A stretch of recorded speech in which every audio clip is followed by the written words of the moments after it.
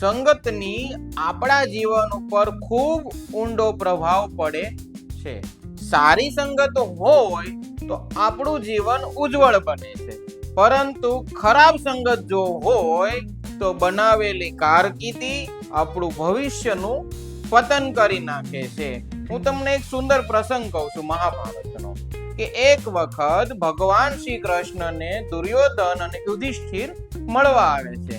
ત્યારે ભગવાન શ્રી કૃષ્ણ કહે છે કે યુધિષ્ઠિર, તમે આ જગતની અંદર ખરાબ માણસને શોધીને લાવો. અને દુર્યોધનને ભગવાન કહે છે કે દુર્યોધન, તમે આ જગતમાંથી સારા અને ન્યાય પક્ષવાળા માણસને શોધીને લાવો. ત્યારે બંને સાથે પરિભ્રમણ કરવા નીકળી જાય છે અને ફરીથી પાછા ભગવાનને મળે છે. ત્યારે યુધિષ્ઠિરે ભગવાનને આવીને કીધું કે ભગવાન, આ દુનિયામાં તો કોઈ ખરાબ જ નથી. અને દુર્યોધન કહે છે કે હે ભગવાન, આ દુનિયામાં તો કોઈ સારું જ નથી. કેમ આટલો ભેદ પડી રહ્યો છે? કારણ કે આ ભેદ સંગતના કારણે પડી રહ્યો છે. કારણ કે યુધિષ્ઠિરને ભગવાન શ્રી કૃષ્ણનો સંગ હતો, અને જ્યારે દુર્યોધનને શકુની અને દુશાસન જેવા અધર્મીનો સંગ હતો.